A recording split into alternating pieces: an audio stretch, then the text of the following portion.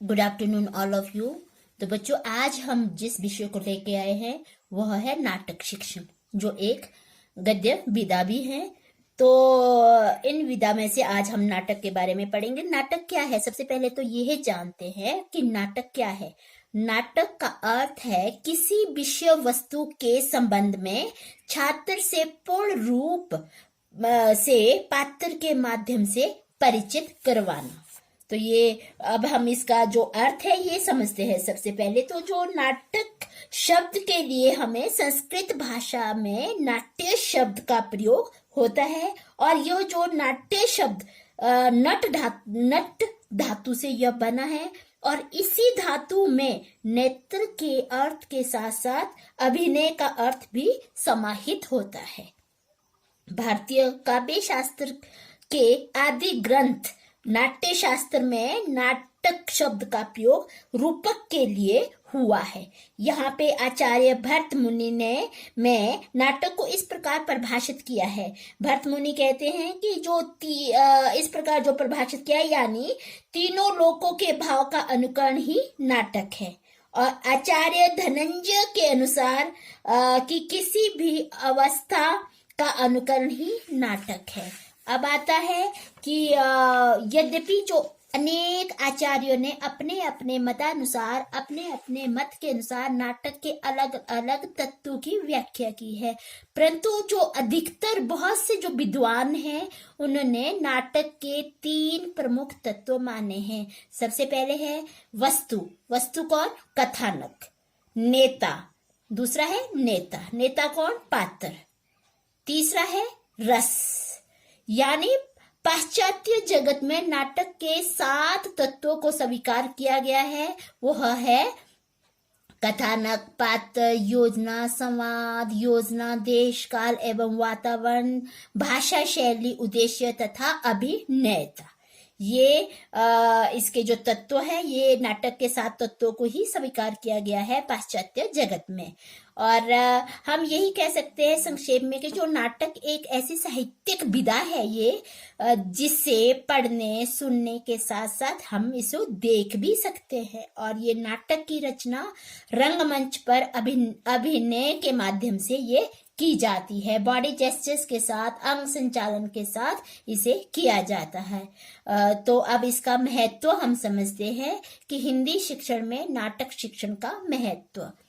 इसका जिस तरह से यह क्या है, यह एक साहित्यिक विधा है। तो साहित्य की अनेक विधाओं की तुलना में नाटक को सर्वोपरि स्थान प्राप्त होता है, और जो अन्य साहित्यिक विधाओं के द्वारा पाठक या श्रोता को उसका आनंद नहीं प्राप्त होता है जितना कि नाटक द्वारा हमें प्राप्त होता है। नाटक न केवल आनंद और मनोरंजन प्रदान करता है, बल्कि वह मानव जीवन के विविध पक्षों का ज्ञान भी हमें करवाता रहता है। और इसी नाटक शिक्षण की सहायता से शिक्षण प्रक्रिया सरस बन जाती है, जिससे क्या होता है, विद्यार्थी अपनी अभिनय संबंधी प्रवृत्ति को संतुष्ट कर सकते हैं। विद्यार्थियों में विभिन्न भाषाई कौशलों के विकास में भी नाटक की भूमिका बहुत महत्वपूर्ण है। और नाटक के संवादों को सुनकर जहां एक और जो विद्यार्थियों के श्रवण कौशल का विकास भी होता है, वहीं दूसरी ओर उन्हें भाव के अनुरूप सुर, आरोह, अवरोह, बलाघात आदि का ज्ञान भी उन्हें प्राप्त होता है।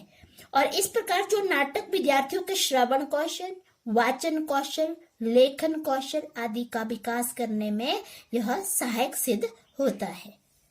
नाटक की सहायता से जो विद्यार्थियों के शब्द भंडार में भी वृद्धि होती रहती है। नए नए शब्दों को वह विद्यार्थी सीखता जाता है। वे अपने भाव, विचारों आदि के अनुकूल भाषा का प्रयोग करने में वह सक्षम बनते हैं। और नाटकों में प्रयुक्त शब्द है, लोकोक्तियां है, मुहावरे हैं आदि को सुनकर विद्यार्थी उनका उचित प्रयोग करने में सक्षम हो जाता है।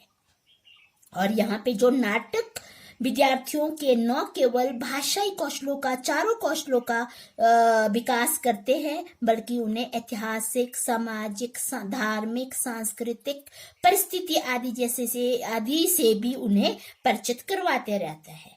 नाटक में प्राय ऐतिहासिक घटनाओं, महापुरुषों के जीवन, समस्याओं आदि को एक आधार बनाया जा सकता है। इसीलिए ऐसे नाटकों को देखकर विद्यार्थी के अन्य विषयों के ज्ञान में भी वृद्धि हो जाती है। और नाटक का अध्ययन वो देखने से विद्यार्थियों के साहित्य के प्रति भी रुचि उत्पन्न होती है। वह साहित्य में आनंद की अनुभूति उन्हें होती है और वह उसमें रुचि लेने लग जाता है। और इस प्रकार जो विद्यार्थी में सृजनात्मकता का गुण भी विकसित होता है। और हम संक्षेप में यही कह सकते हैं कि जो भाषा शिक्षण में नाटक शिक्षण की भूमिका महत्वपूर्ण है और जो भाषा शिक्षण के उद्देश्यों की प्राप्ति में यह उपयोगी सिद्ध हुआ है। तो ये था इसका महत्व।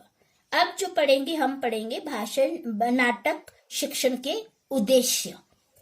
ये नाटक शिक्षण के उद्देश्य क्या क्या है? जिस तरह से विद्यालय में विभिन्न मानसिक बौद्धिक स्तर के विद्यार्थी होते हैं, अलग अलग तरह के विद्यालय में विद्यार्थी होते हैं। कोई मानसिक बौद्धिक और उनका मानसिक स्तर एक जैसा नहीं होता है। तो प्राथमिक स्तर के विद्यार्थियों का मानसिक स्तर ज्यादा ऊंचा नहीं होता है, जबकि जो उच्चतर माध्यमिक कक्षाओं के विद्यार्थियों का मानसिक एवं बौद्धिक स्तर ऊंचा होता है। उनकी अपेक्षा प्राथमिक स्तर की अपेक्षा ऊंचा होता है। और भाषा शिक्षण के अंतर्गत नाटक शिक्षण के उद्देश्य विद्यार्थियों के मानसिक बौद्धिक स्तर के अनुरूप होने चाहिए। किस स्तर का विद्यार्थी है उसी स्तर के अकॉर्डिंग उन्हें होना चाहिए, वही नाटक होना चाहिए। जिस तरह से, उदाहरण के लिए मैं आपको समझाती हूँ कि जिस तरह से प्राथमिक स्तर के विद्यार्थियों के लिए नाटक का मुख्य उद्देश्य क्या है। जो अगर वो प्राथमिक स्तर का विद्यार्थी है तो उसको नाटक का मुख्य उद्देश्य उसके लिए सिर्फ मनोरंजन करना हो सकता है। परंतु यदि वह माध्यमिक स्तर का विद्यार्थी है तो उसके लिए शिक्षण का उद्देश्य मनोरंजन तो है ही है, उसके साथ क्या होता है कि उसको मानव जीवन के विविध पक्षों से भी उन्हें परिचित करवाया जा सकता है। और अगर उच्च कक्षाओं के विद्यार्थियों में नाटक शिक्षण के अंतर्गत नाटक के तत्वों का विश्लेषण, नाटक की समीक्षा, साहित्य की रचना आदि के गुणों का विकास कर सकते हैं। तो हम इसको जो उद्देश्य है अलग अलग तरह से हम समझते हैं। जो इस तरह से है, जो निम्नलिखित है। सबसे पहला आपका पॉइंट है कि जो विद्यार्थियों में एकाग्रचित होकर सुनने व उसमें अर्थ ग्रहण की योग्यता का विकास करना। जो विद्यार्थी होते हैं वो एकाग्रचित मन लगाकर सुनते भी रहते हैं और उसका अर्थ भी ग्रहण करने की योग्यता उनमें विकसित हो जाती है। सेकंड आता है कि जो उचित गति है, स्वर आदि तथा शुद्ध उच्चारण के साथ जो विद्यार्थियों का अभिव्यक्त करने में भी वह उसे सक्षम बनाया जा सकता है। थर्ड है कि विद्यार्थियों को उचित हाव भाव, अवरोह, आरोह अवरोह के साथ नाटक का स्वस्वर पठन करने में उसे सक्षम बनाना, उसे निपुण बनाना।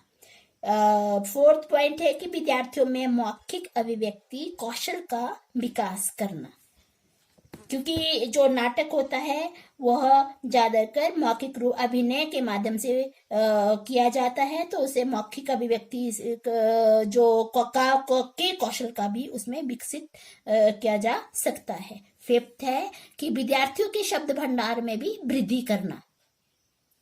सिक्स है कि विद्यार्थियों में परिस्थिति, भाव, प्रसंग आदि के अनुरूप शिष्टाचार से युक्त व्यवहार करने की योग्यता का विकास करना। 7 है कि जो विद्यार्थियों को प्रसंग भाव के अनुकूल लोकोक्तियां, मुहावरे आदि का प्रयोग करने में उन्हें सक्षम बनाना। 8 पॉइंट है कि विद्यार्थियों को नाटक साहित्य विधा से परिचित करवाना, कि पहले तो उसे साहित्यिक विद्या से जो नाटक है उससे सब विद्यार्थियों को उससे परिचित करवाना है। और 9 पॉइंट है कि जो विद्यार्थियों को मानव जीवन के विविध पक्षों से भी परिचित करवाना है। और जो 10 है विद्यार्थियों को मानव स्वभाव तथा विभिन्न प्रकार के मानवीय चरित्रों से परिचित करवाना है। और जो 11 पॉइंट है उसका उद्देश्य है कि विद्यार्थियों में सद्वृत्तियों का विकास करते हुए उन्हें एक आदर्श नागरिक बनाना। और नेक्स्ट पॉइंट है कि विद्यार्थियों का मनोरंजन करने के साथ साथ उन्हें ज्ञान में भी वृद्धि करना, कि मनोरंजन तो हो ही रहा है बच्चों का, तो बल्कि उसके ज्ञान में भी वृद्धि करवाना है, यही उद्देश्य है। और नेक्स्ट है कि जो विभिन्न पौराणिक है, ऐतिहासिक है, सामाजिक है आदि घटनाओं से विद्यार्थियों को परिचित कराना। नेक्स्ट पॉइंट है कि विद्यार्थियों से सृजनात्मक शक्ति का विकास करना। और नेक्स्ट पॉइंट है कि विद्यार्थियों में स्वस्थ आलोचनात्मक दृष्टि का विकास करना। तो ये था ये इसके हमने जो अभी तक पढ़ा है, ये पढ़ा है नाटक शिक्षण, उसका अर्थ, उसका महत्व, उसका उद्देश्य। तो आज के लिए इतना ही। Thank you.